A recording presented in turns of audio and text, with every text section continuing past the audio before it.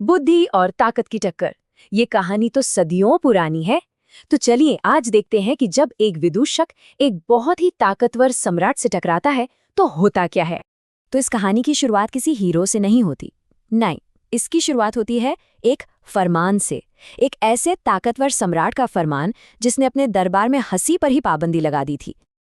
अब सोचिए, ऐसे खामोश दरबार में बुलाया किसे गया? उस इंसान को जो अपनी हाजिर जवाबी के लिए मशहूर था। जी हाँ, तेनाली रमन को। उनकी बुद्धिमानी के किस्से तो पूरे देश में फैले हुए थे और अब उनकी असली परीक्षा होने वाली थी। और देखिए, उनके अपने राजा कृष्णदेव राय ने उन्हें एक बहुत ही मुश्किल मिशन दिया था। मिशन था दिल्ली जाकर सम्राट के दरबार से सोने के सिक्कों का एक थैला लेकर लौटना।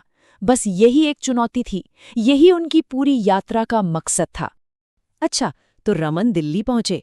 स्वागत तो बड़ा जोरदार हुआ, पर उन्हें जल्द ही उस अजीबोगरीब और सख्त नियम का पता चल गया कि अरे, यहाँ तो किसी को हंसने की इजाजत ही नहीं है।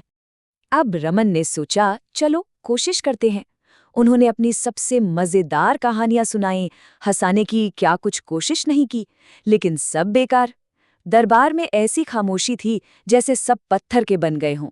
और शायद पहली बार तेनाली रमन को लगा कि वो हार जाएंगे। तो यहाँ पर आता है कहानी में एक मोड़।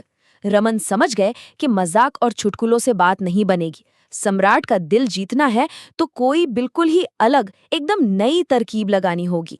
तो अगले दिन रमन ने अपना प्लान बदल दिया। उन्होंने क्या किया, एक बहुत बूढ़े आदमी का भेष बनाया और पहुंच गए सीधे सम्राट के रास्ते में। और वहां जाके क्या करने लगे, इमली का बीज बोने के लिए जमीन खोदने लगे। अब सम्राट जब वहां से गुजरे तो ये देखकर हैरान रह गए। उन्हें शक हुआ कि ये बूढ़ा आदमी पागल तो नहीं हो गया। तो वो रुक गए ये पूछने के लिए कि भाई ये क्या बेवकूफ़ी कर रहे हो। और यहीं पर रमन ने अपनी पहली चाल चली। और ये कोई मजाक नहीं था, नहीं, ये भविष्य और विरासत को लेकर एक बहुत ही गहरी बात थी। इस एक जवाब ने, इस बुद्धिमानी ने तुरंत सम्राट का दिल जीत लिया, उनका सम्मान हासिल कर लिया।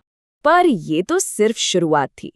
अब देखते हैं कि कैसे रमन ने सिर्फ एक बातचीत को शब्दों के एक ऐसे जबरदस्त खेल में बदल दिया जिससे वो सोना जीतने में कामयाब हुए। तो देखिए रमन ने कितनी होशियारी से एक के बाद एक अपनी बातें रखीं। पहला थैला तो मिला भविष्य के लिए पेड़ लगाने की गहरी सोच के लिए। फिर दूसरा थैला मिला इस चतुराई के लिए कि अरे मुझे तो फल आज ही मिल गया। और तीसरा थैला मिला एक ही काम से दो बार फायदा उठाने की होशियारी के लिए। सम्राट उनकी बुद्धि से इतने खुश हुए कि हर बार उन्हें इनाम में सोने का एक और थैला देते गए। अब सम्राट जाने ही वाले थे कि रमन ने उन्हें एक आखिरी बार रोका, अपने सबसे बड़े, सबसे हैरान कर देने वाले दांव के लिए।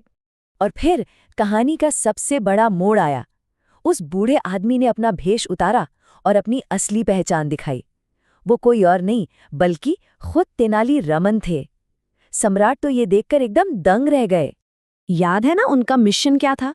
सिर्फ एक थैला सोना लाना, पर इस वक्त तक रमन उससे 3 गुना ज्यादा, जी हाँ, 3 थैले सोना जीत चुके थे। और सम्राट को गुस्सा नहीं आया, बिल्कुल नहीं, बल्कि वो तो तेनाली रमन की इस जबरदस्त बुद्धिमानी और कलाकारी के कायल हो गए। मन ही मन उनकी खूब तारीफ की। और अपने सम्मान को दिखाने के लिए सम्राट ने उन्हें सोने का एक चौथा थैला भी इनाम में दिया। कहते हैं कि इससे तो उनका अपना खजाना ही लगभग खाली हो गया था। तो रमन घर लौटे, सिर्फ सोने के थैलों के साथ नहीं, बल्कि अपनी बुद्धि का लोहा मनवाकर और अपने राज्य विजयनगर के लिए बहुत बड़ा सम्मान लेकर। तो ये कहानी हमें एक बहुत ही दमदार सवाल के साथ छोड़ जाती है कि आखिर चतुराई अधिकार से ज्यादा शक्तिशाली कब बन जाती है।